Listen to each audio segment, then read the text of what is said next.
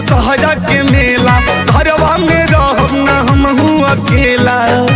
ए सैया सुनना लागत देखी दशहरा के मेला, घरवा में रहब ना हमहू अकेला।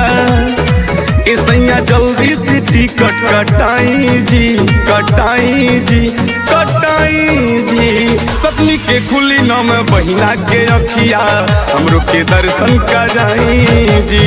सपनी के खुली नाम बहिना के अखिया, हमरो के दर्शन कराई जी।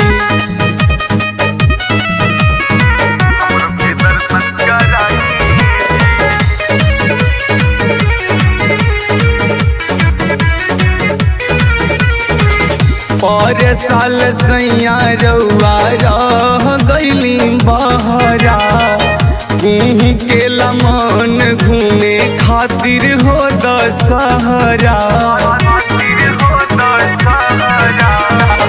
पर साल राजा रउआ रह गइली बहरा, कुहू के लमन घूमे खातिर हो दशहरा।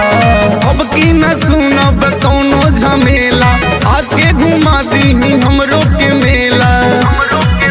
अबले आवत बानी बताई जी, बताई जी, बताई जी। सपनी के खुली नाम बहिना के अखिया, हमरो के दर्शन कराई जी। सपनी के खुली नाम बहिना के अखिया, हमरो के दर्शन कराई जी।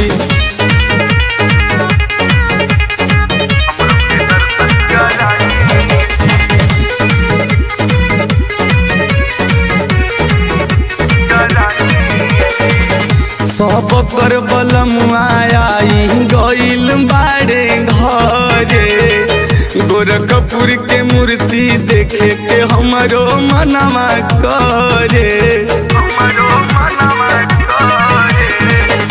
सब कर सजनवा आई गइल बाड़े घरे, गोरखपुर के मूर्ति देखे के हमरो मनवा करे।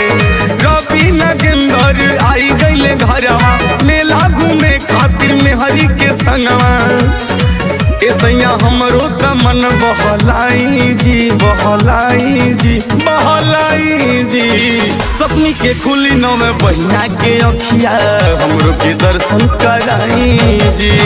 सपनी के खुली नाम बहिना के अखिया, हमरो के दर्शन कराई जी।